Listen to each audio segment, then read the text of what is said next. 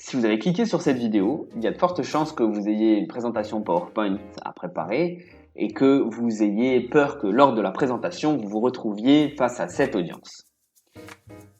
Et je vous comprends, personne n'a envie d'endormir son auditoire. Et c'est pourquoi j'ai pris l'initiative de vous faire cette vidéo où je vais vous présenter les 6 clés qui sont indispensables pour que vous puissiez faire une présentation qui donne envie, qu'on vous acclame, qu'on vous pose des questions et qu'on engage la conversation avec vous. Avant de démarrer cette vidéo, je vais vous demander de vous abonner à la chaîne et d'activer la cloche si vous voulez recevoir mes vidéos de productivité que je publie chaque semaine et de me mettre un petit j'aime parce que c'est gratuit et ça me fait plaisir. Alors, la principale erreur commise lors d'une présentation PowerPoint, c'est que on organise nos slides d'une manière à provoquer l'effet de 5 doses de somnifères que l'on injecterait par voie intraveineuse à notre audience. Et ça, c'est pas une bonne stratégie. C'est le fameux, je sais pas si vous connaissez, le fameux concept de mort par PowerPoint.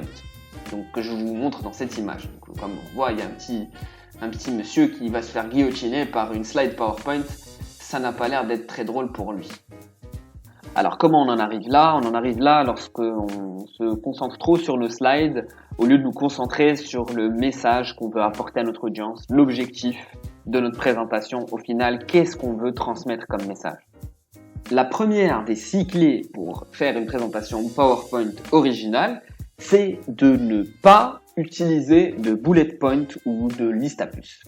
Je sais, vous allez me dire, c'est un scandale, comment je vais faire si j'ai certaines choses à lister? Non, vous oubliez les listes à puces et les bullet points, à moins que vraiment vous n'ayez pas le choix. Je vais vous montrer l'effet que ça peut faire avec les bullet points pour achever votre audience. Donc voilà, vous êtes en train de présenter votre sujet et puis à côté il y a cette slide où les gens commencent à lire, puis ensuite ils passent à la deuxième bullet point. Ils n'écoutent plus ce que vous racontez. Ensuite, ils peuvent aussi connaître la suite de ce que vous allez dire juste en lisant la slide et vous perdez leur attention et c'est la catastrophe. On se retrouve encore une fois dans la situation de l'audience endormie. Alors, si on n'a pas de bullet point, comment on fait? Eh bien, c'est la deuxième clé. Il faut que vous intégriez le concept selon lequel une diapositive est égale à une image.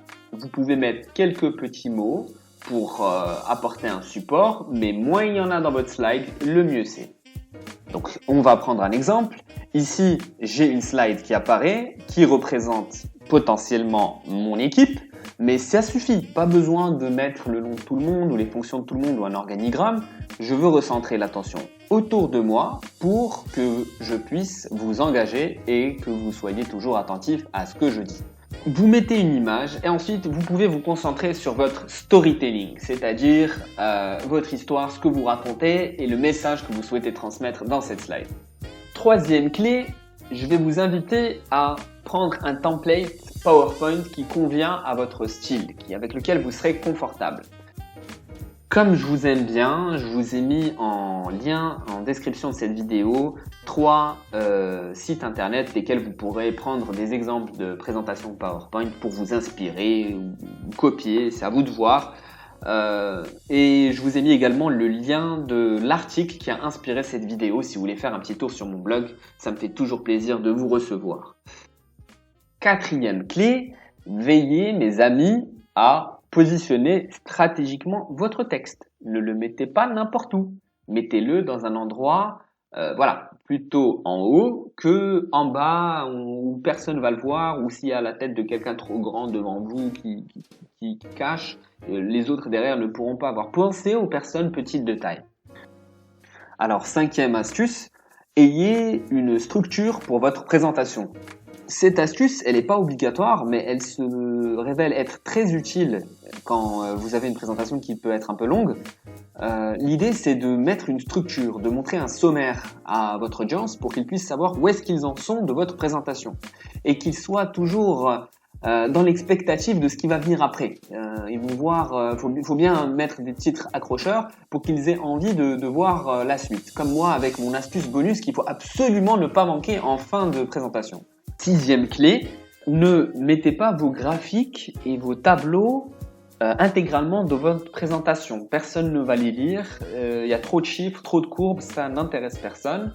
Par exemple, si on voit ce tableau qui parle du nombre d'étudiants depuis 2013 dans le domaine privé et public, et ce que vous pouvez faire, c'est transformer ce tableau en cette magnifique slide où vous allez mettre des étudiants et dire que le nombre a quasiment doublé. Il suffit de mentionner les sources et vous donner l'information clé qui va faire réagir votre audience. Maintenant, c'est le moment de vous montrer le bonus ultime de fin de vidéo qui va vous permettre de surprendre votre audience. C'est celui-ci. Alors, avec une slide noire, ce qui est très intéressant, c'est qu'il n'y a plus d'images pour vous distraire et vous allez beaucoup plus faire attention à ma voix. Donc, de cette manière, vous pouvez utiliser la télécommande ou simplement une slide dans votre PowerPoint qui sera intégralement noire pour que l'audience se dise qu'est-ce qui se passe, est-ce que ça ne marche pas et qu'il se retourne vers vous et se rende compte que c'était prévu et ils se disent « Waouh, cette personne est vraiment un dieu du PowerPoint ». Donc voilà. C'est tout pour cette vidéo, j'espère qu'elle vous a plu et qu'elle vous a donné des éléments pour que votre prochaine présentation PowerPoint soit un succès. N'hésitez pas à m'indiquer en commentaire laquelle de ces astuces vous a paru être la plus utile. Mettez-moi un petit like, j'allais dire ne me mettez pas, mais mettez-moi un petit like, ça me fait plaisir, un petit abonnement, ça m'encourage et ça me permet de faire progresser la chaîne. À très bientôt!